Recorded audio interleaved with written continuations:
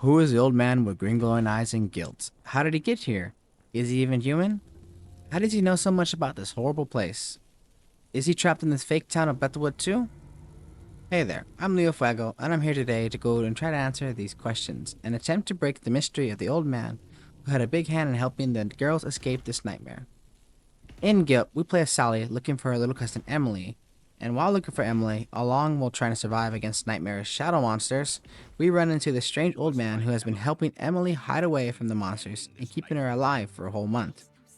And to be honest, if the monsters were going to catch Emily, her diet was going to take her out. She's been surviving off cookies, candy, and juice for a whole month. That's insane, and as a kid, I probably would have survived, but as an adult, I need some real food. Okay, so what do we know about the old man is, well, nothing. He has no introduction, no name, and no details about him at all. He just shows up and disappears when he wants to, and suddenly the girls trust him because he knows so much about this place. We first meet the man at the start of the game at the cable cart after Sally breaks her bike trying to escape from some bullies. And this cable cart is our only way back down the mountain and back home. The old man just stands at the booth saying we need a ticket to ride the cart. But after conveniently finding the ticket, he just vanishes, and then Sally rides the cart down to the fake town. We next see the old man after leaving the school before telling us we need to escape this nightmare and dust it away. When we see him again on the roof of the gymnasium with Emily before she gets captured by the colossal monster. After all this, not a single word is said about who this man is. So this is where the lore comes in. From what we can tell, this man doesn't seem to be human, if the green glowing eyes weren't already a giveaway. This man has powers and can Thanos snap himself on command and reappear when he wants to. In the various collectibles we find in-game, we can piece together just who or what this old man may be. From the books that I dubbed Withered books, we get the final thoughts of the previous victims of this domain who didn't make it out of this nightmare and got caught by the monsters. In some of these final moments, there is a recurring event in some of the books where the person trapped seems to see someone they remembered in their life, whether it be a family member, friend, or even their dog.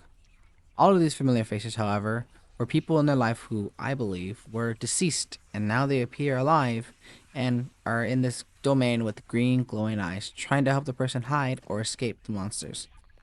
But ultimately, the previous victims never made it out alive, leaving behind the clay husk we find in the fake town of Bethelwood. It is as if the old man with the green glowing eyes isn't some man, but whatever this green-eyed entity is. It takes the form of someone who the victim is familiar with and is likely deceased. And it seems that it is the light in the darkness trying to help whoever gets stuck in this place, while all we know that the green glowing being is trying to help us, we know nothing else about why they are here, if they're trapped here, or they're here willingly. They seem to be the good that is fighting the evil that lies in this mountain. The only people who might have known more about this mountain's evil power, and the good guy entity, would be the natives who had warned the mining company from making a town next to the cursed mountain. That means this battle of good and evil could have been going on since the dawn of time, but there's no way of knowing. So this just leaves us with the old man and who he may be. I believe I know exactly who he is. With what we assume to be the green-eyed good guy, takes the form of someone we know, but the thing is, Sally doesn't seem to recognize this man at all. He seems just to be a stranger to her, so who is he? Well, Sally wasn't the one who was originally trapped here. Emily was. Emily was the one who got stuck in this fake town, so the old man should be familiar to her, not Sally. But I'm not entirely sure if Emily even recognizes this man. The only connection we get between Emily and the old man is one of Emily's books of her thoughts. It says that he gives her a feeling like she's back home. From this line, we can make a guess that this man was Emily's life at a young age, and I believe it is Emily's grandpa. From the various memories we find around the game, we can see a relationship between the two girls, why Emily had to leave Bethelwood and come back after so many years. Emily was very young when her parents moved away from Bethelwood to go to the city, and at some point, her grandpa started living with her, and they often played together. After the death of her grandpa, the mother says they have no reason to stay in the city anymore, and so they would return back to the mother's family in Bethelwood.